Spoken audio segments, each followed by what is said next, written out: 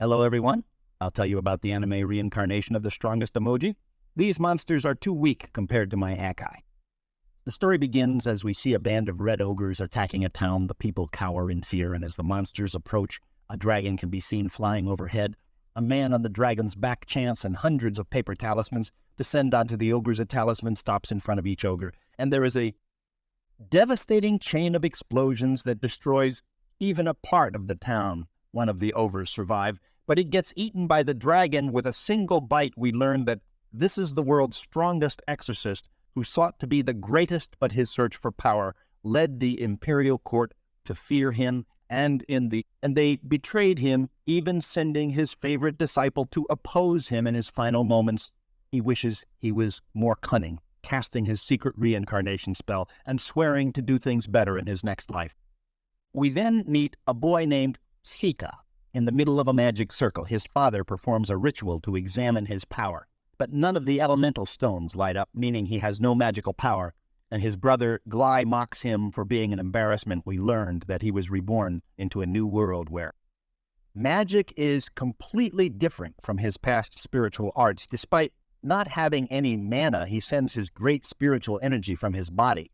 We see Sika as he gathers some leaves paper. It's too expensive, so he creates shikigami from the leaves. Instead, the leaves transform with some turning into mice, and the others into crows. His brother Goliath suddenly approaches, asking what he is up to. His brother looks down at him, threatening to hit him, but Sika's crows defend him. Their older brother Loft rushes over and chases off the crows, noticing that Sika is unarmed. He is a little suspicious, but takes Glide to get treated. We see that Sika is learning about his new world on his own. He is the son of a mistress, which gives him lower status, so he is generally ignored at home. We see him working hard as he makes his own paper and is finally able to make his paper talisman. He gets a knock at the door, and we meet a young maid named Etha, who returns his coat, which his brother had thrown. Out Glee Saunders into taunt them, telling Ethan to get back to work and bragging that he'll be going to the Imperial Magic Academy. As he is bragging, their father shows up, saying they need to get back to their training before they leave. Sega asks to join them. We see Loft as he casts his spell, creating a wind blade and blasting through a large stone. Glide also shows off his magic, shooting a fireball at the target. Goliath is proud of himself and dares Sika to give it a try.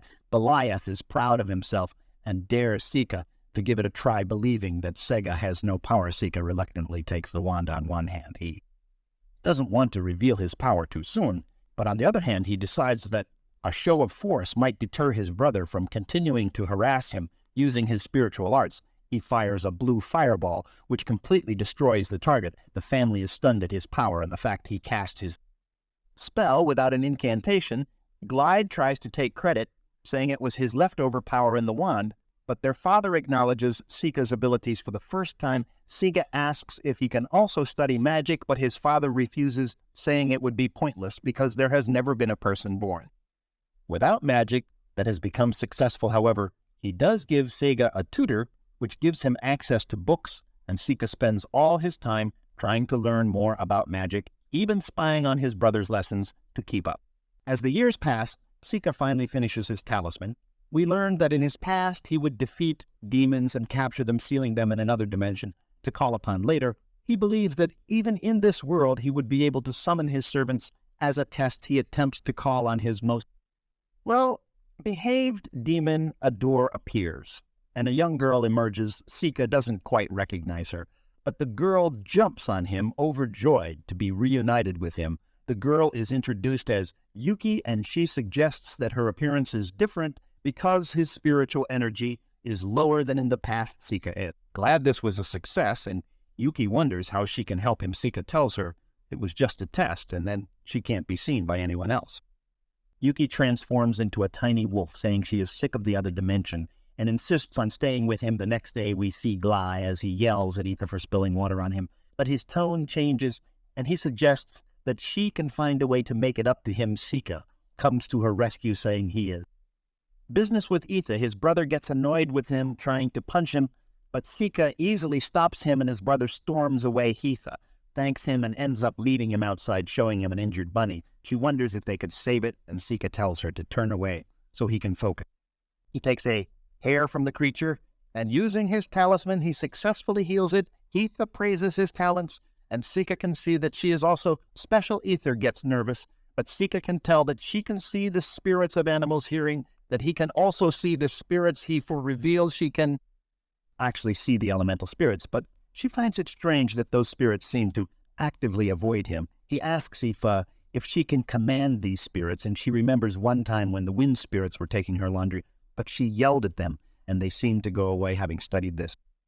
Ability in his past, Sika can see Etha's potential and offers to teach her about magic. Etha says she doesn't have the mana to use magic, but Sika tries to teach her by summoning a soul flame and telling her to banish it. She tries asking it nicely and has no luck, but she eventually loses her temper, insisting it disappear, and the flame vanishes.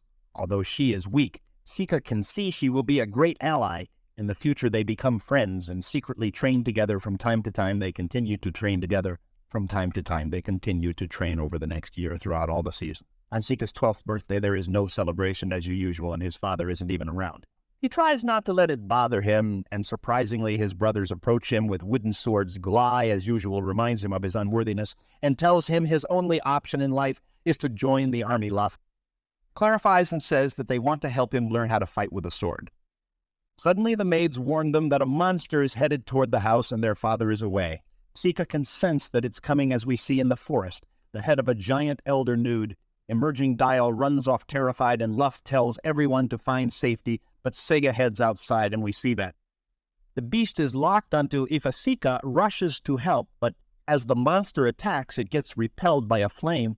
Sika is impressed Ifa managed to command the flame, and he proceeds to lure the beast away from the house. It lunges at him as everyone looks on in terror, but using his spiritual arts. He shoots a poison blast into its face. The beast falls, rendered completely disabled by the poison, and Sika prepares to tame it. Everyone is amazed at the feat, defeating the elder newt with a single attack, and they applaud his victory. He turns and waves, glad that his family finally seems to appreciate him, and he hopes that this will be the start of the life he had dreamed of. But that's where this video ends. Let me know in the comments if you would like to see more of this series. Remember to like and subscribe to the channel. Thanks for watching, and I'll see you next time.